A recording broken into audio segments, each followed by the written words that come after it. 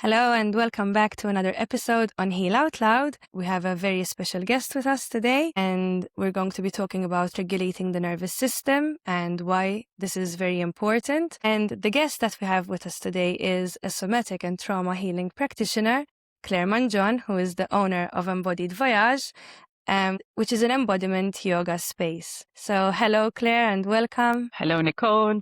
I'm very happy to be here. Yes, I'm very happy to have you here. Thank you for accepting the invitation. It's such a pleasure and a breath of fresh air to have you here with us.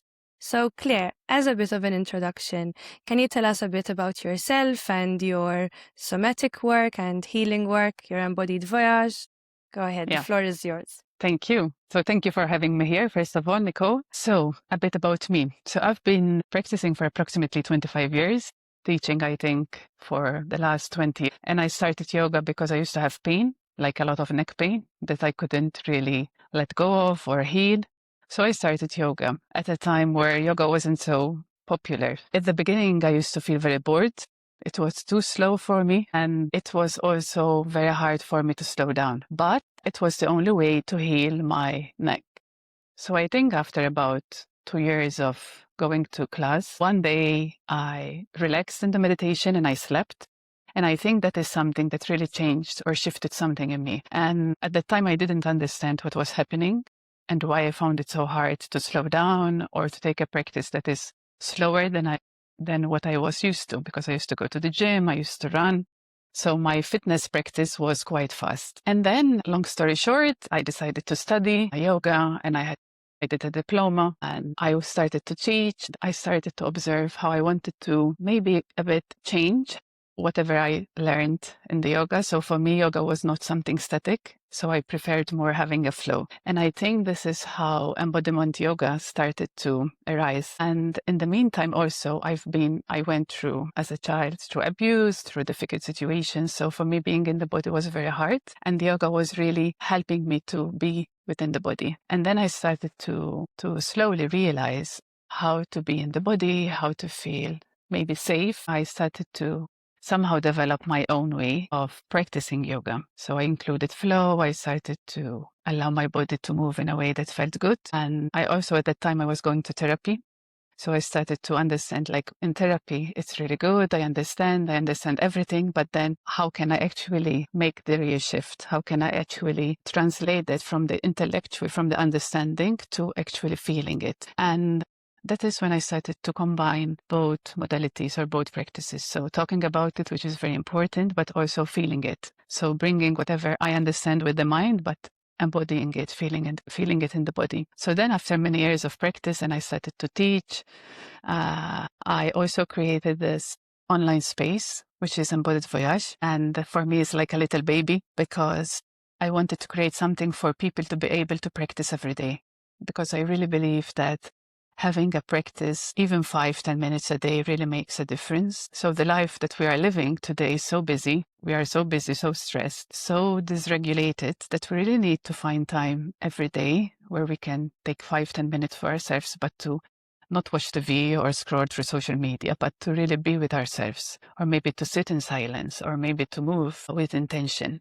So this was the reason behind creating Embodied Voyage. And yeah, it's beautiful to go to a class. I love teaching people. I love the community. But sometimes life becomes difficult and we cannot go every day.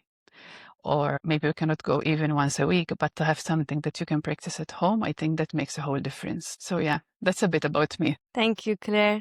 That's an amazing introduction. And it's true, I attend your yoga space, your yoga classes, and it's true what you're saying, like it's one thing feeling and like it's one thing to listen and to learn, but how can we integrate this? And I find that in your yoga classes, this is something that you really do, where you guide us through the meditations and also to use the body to release certain emotions, like maybe trapped emotions. It's the baby you've created is an amazing baby. I feel so comfortable to join these classes. It's a really amazing setting. So thank you for that, to help us grow more and to sit with ourselves. So it's amazing. Thank you.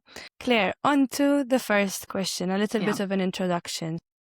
we're all listening about nervous system regulation recently. Like it's become like inner child healing, nervous system regulation, subconscious brain rewiring, like all these buzzwords. Yeah. But today we're going to talk about the nervous system, which is what moves us basically and how we're built. If you had to give us to give the listeners an explanation of what is really the nervous system beyond the buzzwords, and what is it really and how is it affecting them? So first, I think I have to say that nervous system regulation is not about being calm all the time or being peaceful all the time, because I think that many people think that we have to be calm all the time, we can never be triggered, we don't have to feel anger or any unpleasant emotions. But to be able to regulate our nervous system, we need to be able to move from one state to another without getting stuck. So I like to explain nervous system. What is our nervous system? So imagine that each and every one of us, we have like a scanning mechanism. So our nervous system is constantly scanning our environment beyond our conscious thought, beyond our conscious awareness. So we're not aware of it. So it's constantly scanning for any danger or threats. Now, what does this mean? It's like this nervous system, this scanning mechanism, imagine it's like a database, like a computer database. So it takes whatever happened to us from when we are born or before we are born to today. So all the experiences that we may even not remember, unconscious experiences within our nervous system.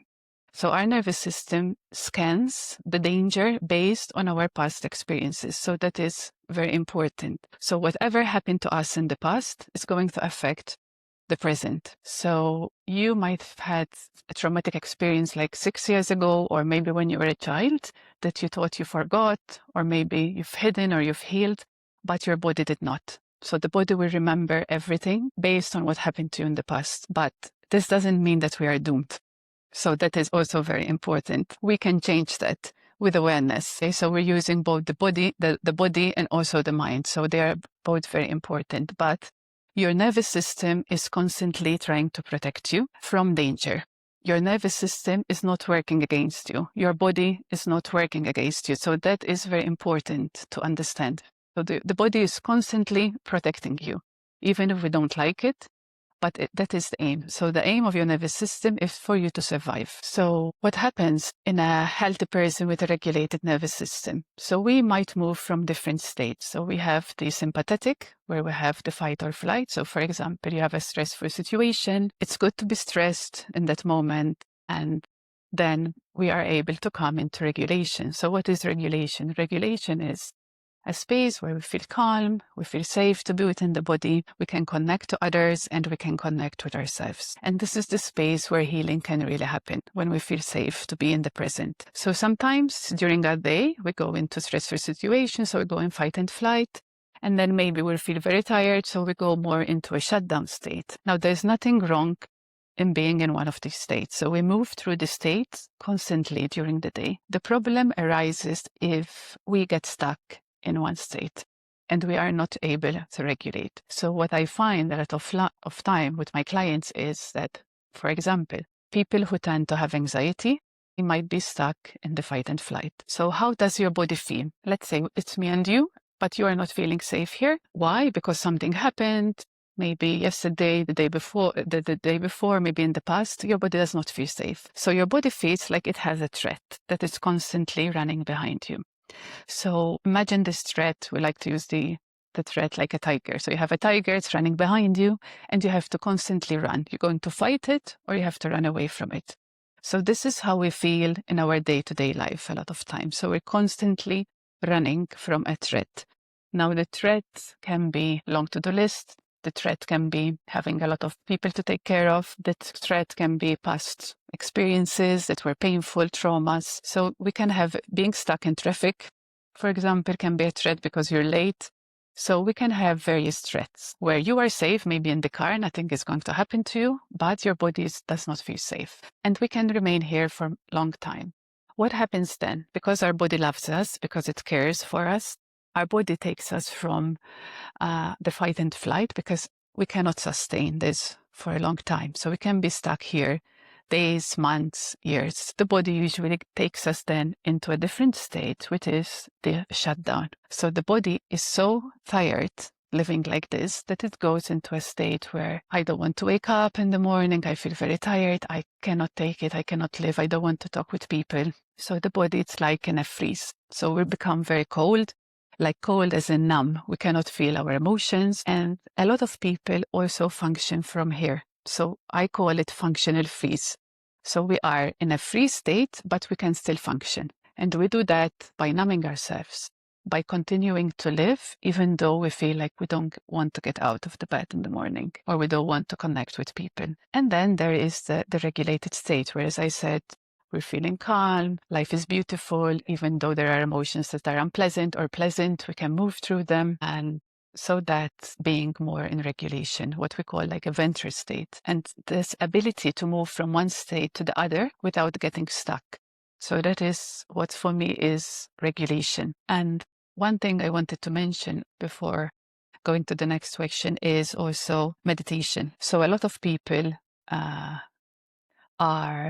tell me that they cannot meditate. So meditating in a state where we are dysregulated is very hard. So imagine we have this threat running, this tiger running behind us, and I come and I tell you, Nicole, come, let's sit down and meditate. You might want to meditate, but your body will say, is she mad? You know, like there's this tiger running behind me. How can I sit and meditate? So I just want to share, because I think it's very important, that maybe meditation is not the right tool for you in the moment. So maybe you need movement before that. So we need to release this energy. So maybe you need to use different tools. So for me, what's important is that we have different tools. We understand ourselves and we know which tools to use depending what we have in the moment. But it doesn't mean that you can never meditate. Or maybe in that moment, meditation is not possible. Thank you so much, Claire. And I totally agree with your last, I agree with everything that you've mentioned. It's so informative. But also, like what you just said, if there's a tiger running after you, you're not going to sit down and meditate. So I truly agree with moving the body. Something that's been really helping me lately is that when I am feeling anxiety or where I'm feeling fear, before I sit down with the feeling, before I connect to my inner child and do all of those things, I get up and dance, for example, put on some music that I really enjoy and dance. And then, of course, there's the somatic practices that you've taught me and other people have taught me in this field. So they're also really good. But maybe to our listeners who haven't yet dived deep into somatic work, maybe they can correct me if I'm wrong, Claire, but maybe they can start with putting on a song and moving their body and dancing. Yeah, I love to tell my clients to do that. It's very easy. We can all move our body. So you can put your favorite song or favorite music and you just dance, and allowing your body to move in a way that it wants to move without trying to be perfect or doing this perfect move. So just giving space for your body to just be. And also what I find very grounding also, and very a practice that is very embodied, is to move the hips. So just simply moving the hips or circling your hips is a practice that really helps you to move from the mind and to be more in the body.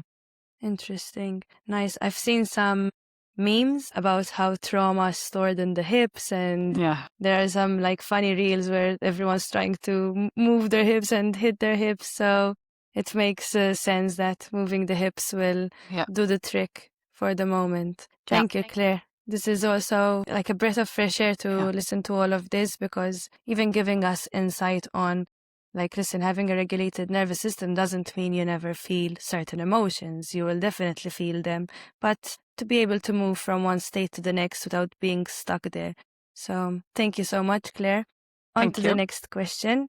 Why regulation is foundation to heal trauma, anxiety, and emotional patterns? Regulation is very important when we are healing trauma, anxiety, depression, whatever is happening within our body, is because when we are regulated, we are safe. So feeling safe is the first step for any healing and transformation. That is super important for one to understand. If we do not feel safe within the body, we are not able to heal. Because when we don't feel safe, we are surviving. So when we are surviving, the only thing that the body is able to do is to survive. So safety is extremely important.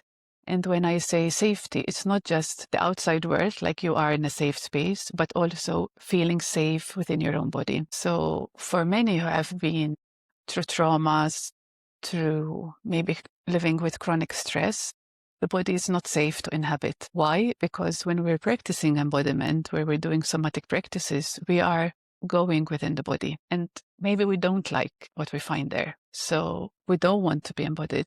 So we use whatever possible to distract ourselves. So we can use social media, scrolling, watching. It's not that there is anything wrong, but obviously in a with limited time. Maybe alcohol, taking drugs, working a lot, like being constantly busy. So this becomes very hard for us to heal our trauma, to heal our anxiety, if we are not able to feel safe within the body. So as I said, the first step is feeling safe within us. And then when we feel safe, we are able to feel what's there, what is within my body. Maybe I have fear, maybe I have shame, maybe I have love, and it's too much for me to hold. So it's not just the unpleasant emotions. Sometimes even the pleasant ones, the ones that we really yearn for, they might feel too much for us. So if we want to work with our anxiety, what is our anxiety trying to show us? Usually we try to suppress it, or I hear a lot of people telling me I have to be busy, I don't want to think about it, because when I stop, my anxiety becomes huge and I cannot take it. Of course, because anxiety might feel too much, and we're not able to see what is the root of our anxiety, what is the root cause of our depression. So we can take medication, and sometimes we do need medication, so there's nothing wrong with that. But to do it with awareness, to use medicine, but also other holistic practices to really go to the root of the issue. It can be anxiety, it can be PTSD, it can be depression, it can be simply living life feeling numb. So just to have the courage to sit with yourself and hold yourself. And this doesn't happen from one day to the next. So it's a process. It takes time. There is no fast way. So if you ever hear heal yourself in 3 days, 3 weeks, 3 months, it's not true. So it can never happen. I wish that was so fast, but like healing, or more than healing, maybe it's about getting to know yourself more. It's a process. So it's a lifelong journey. I totally agree. And I think it's, as you're rightly saying, it's a lifelong journey. Sometimes like you need a few months until, sometimes when someone is very dysregulated, I think they need someone to hold them and to support them. Yeah. At least that's how my journey was for me. I definitely needed someone to hold me. And after the time that I had being held by someone, it didn't mean that being held by a coach, it didn't mean that I was fully healed. I feel that in these 5 years that I've been on my healing journey, I keep on having these deaths and rebirths every time and learning new things. Because like the healing journey is never linear. So sometimes you think that you've worked on something, but then it comes back. So what's beautiful about the healing, or even like having more of a regulated nervous system, is that, so just sharing a personal example, in my 20s, I was stuck in fear. So I had fear for about 3 years. So I felt like fear was just surrounding me, and I was scared of fear itself. Like I didn't want to feel fear, and I did everything possible not to feel it. But the healing actually came when I was able to sit with my fear and understand, what is the fear trying to show me? What does it want from me? So the more I was suppressing it or resisting it or pushing it away, the more it was growing and becoming like a monster, When I started to sit with myself and work with the fear, also with the help of others, because I feel that this journey, we cannot do it on our own. We really need other people to support us and support each other. Also for co-regulation, so we tend to regulate one another. So that's also very important. Yes, and I want to go back to the point that you mentioned where you said sometimes the more we try to ignore a feeling, the more the bigger it becomes, like a monster. Yeah. And it's true. I speak with my clients. I tell them when there's a feeling that we keep on trying to push away, think of it like it's a small kid, like a 2-year-old or a 3-year-old. Yeah. The more you tell them, no, you can't have this. No, I don't want you in this room. The more they want to be there. So I genuinely believe that what works for me is to sit with the feeling. Of course, as you explained earlier, to move the body first, because if a tiger is attacking us, you're not going to be able to sit with the tiger. Feelings are very important to be felt and not pushed away, because they become bigger and stronger. And yes, thank you for also sharing your personal experience when you were 30s. I think a lot of people can relate. Fear is a big dominant fear and anxiety. Yes, and anger. I think those three are really they are very common. And Yes. what happens when you practice, like being with the fear or being with the anger or whatever emotion is present, is when we start not to judge it. So first, they are not good, no good or bad, they're just emotions or feelings. But when we judge them and we can be with them, so then when fear comes, like for me, I still have fear that comes. So I have not hate from fear. So fear comes. But now if it comes, I don't get stuck in it for 3 years. So now I can face the fear, stay with it. Maybe sometimes it takes me a week, sometimes it takes me a day, but I've learned how to deal with my fear. So healing doesn't mean that you're always happy and smiling and always positive. Like it's just being real with who you are. Yes, thank you for mentioning that, because sometimes us as practitioners, coaches, specialists, people think that we're always very zen, and Yeah. no, it's just being able to move from one state Yeah. to the next. Thank you, Claire. Thank you so much. So on to the next question. Can you tell us a little bit about how the brain and the body communicate together, and to dive a little bit on why talk therapy for people with dysregulation in their nervous system is usually not enough? Like it's good, but not enough. So talk therapy is very, very important and very needed, because we need to understand what is happening to us. And I feel that the brain has an important part in understanding and asking question, why did this happen to me? Why am I feeling like this? So we want to know, we want to understand. So that is very important. So when we're talking about the problem, it's very good, because like we're processing it verbally. But as I said in the beginning of this podcast, is that the body remembers. So, and the body speaks a different language than words. So if we might have all experienced, for example, that you should not be angry for some situation because it may be stupid, but the body feels very angry. So you can understand something with the mind, but the body cannot understand it because the body needs another language. And this is where somatic practice comes in. So the mind understands words, so it's verbal, we understand, but the body understands or speaks to us through sensations, through emotions, through feelings. So they are two different things. And for me, it's very, very important to integrate both. So if any of the listeners are going through difficult experiences in their life, or they have been through difficult situations, maybe trauma, chronic stress, so anything that feels hard to carry, and they also go to talk therapy because it's very important, but then to also integrate nervous system regulation, how to feel safe in the body, and how to take what we have learned in the mind, but to really feel it. So the body is about the felt sensation. So as I was saying, I know I am safe here, but if a thought enters my mind for one reason or another, all of a sudden, even though I remain in the same place, so the body starts to feel unsafe. So we start to have maybe palpitations, heart rate goes up, the blood starts to move fast, everything, and the body is ready to take action, and yet we remain here stuck.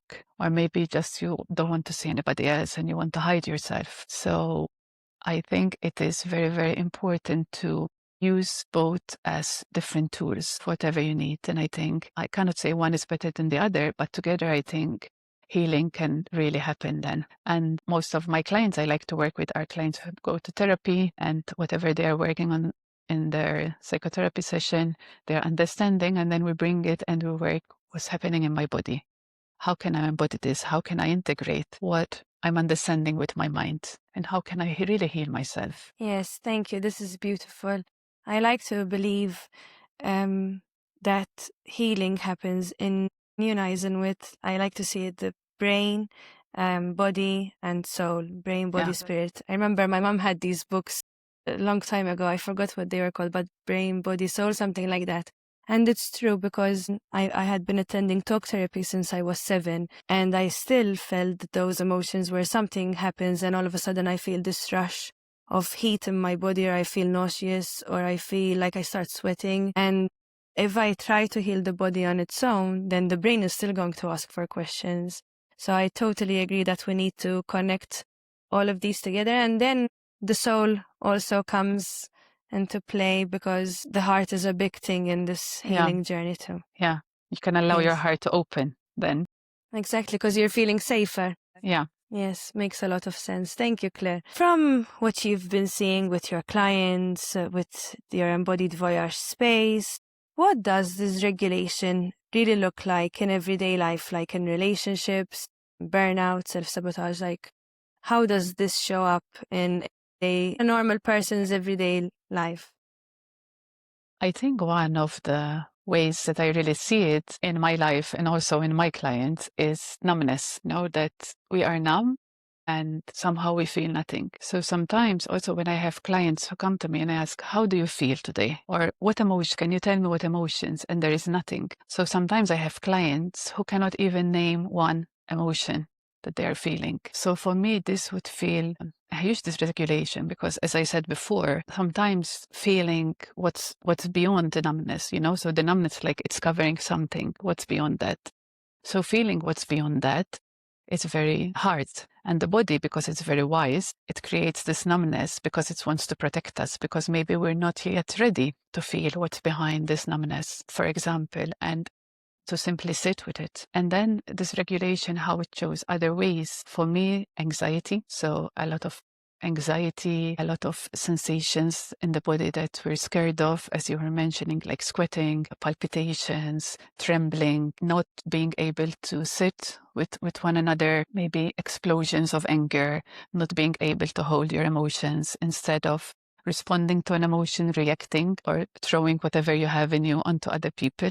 So those for me are all ways in how we are dysregulated. And it's like also not wanting to connect with other people, not wanting to get out of bed, chronic fatigue, a lot of pain in the body, autoimmune diseases, like in the long run, like the body is constantly trying to show us, hey, stop, pause. And since the body is not going to tell you, listen, Claire, stop because you're working too much and I need to rest. So it will tell me, maybe I get sick, maybe I get the flu, so I can't stop. So if you don't stop, the body will stop you. So if we keep pushing beyond what feels good for us, in the long run, the body is going to stop you. So that's why I feel that learning how to regulate is so important. And I feel that these are things that we should learn at school, and we don't, but we can learn now.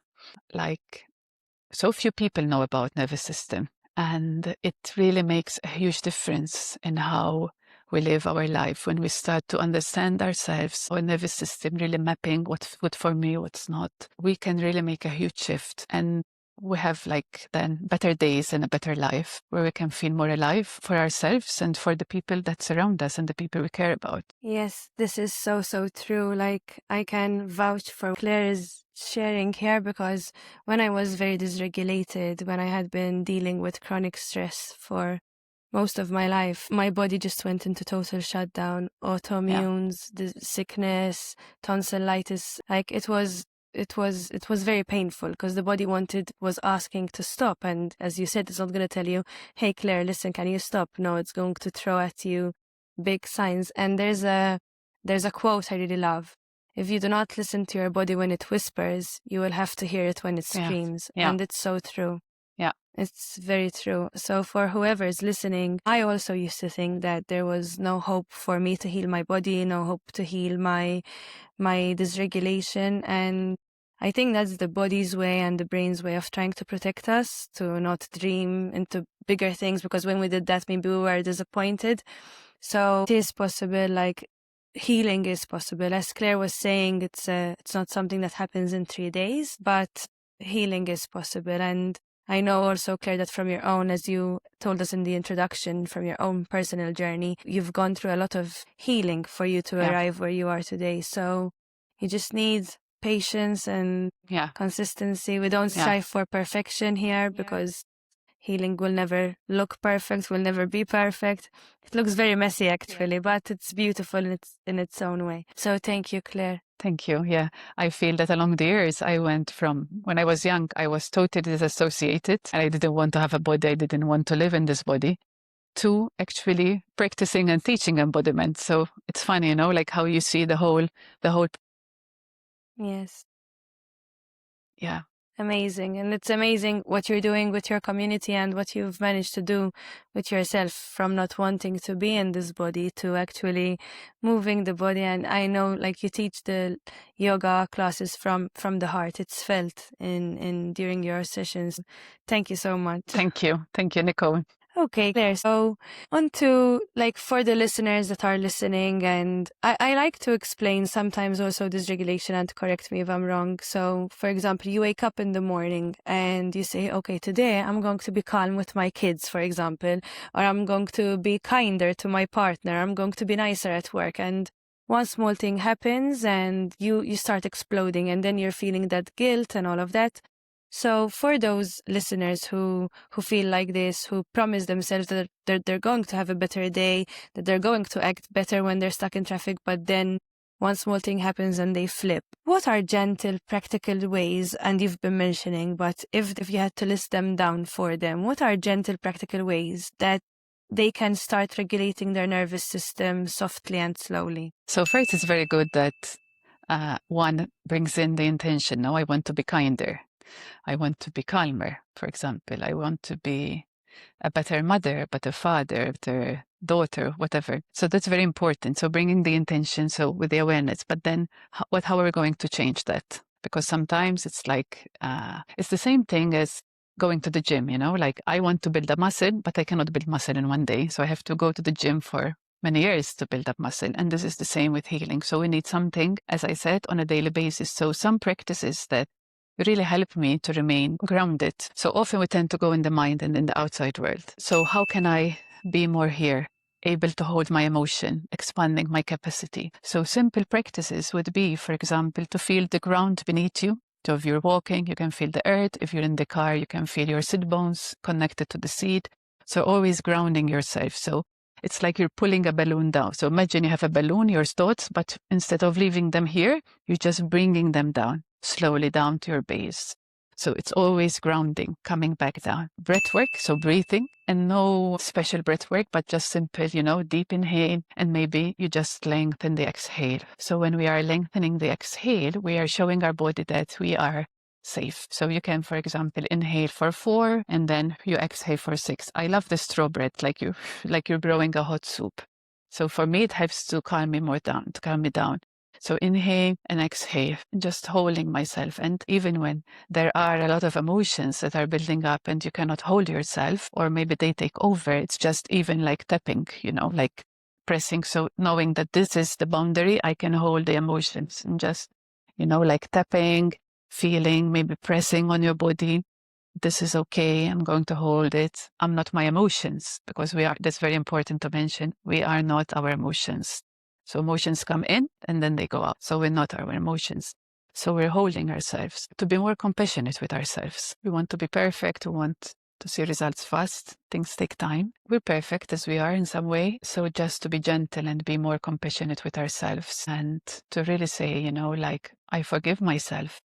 So I forgive myself practice for me is very important. So maybe I got angry with my kids today for one reason or another, because I couldn't control my anger, because I was tired or overwhelmed. It's okay. Like, I understand that, but let me forgive myself for being like this, and then ground myself and then breathe through it slowly. And then next time I try to be a better parent, for example, or to be kinder with the person that I was not so kind with, or to gently talk and explain, like, share from vulnerability how or why you're reacting like that. Not as an excuse, but more as a understanding each other.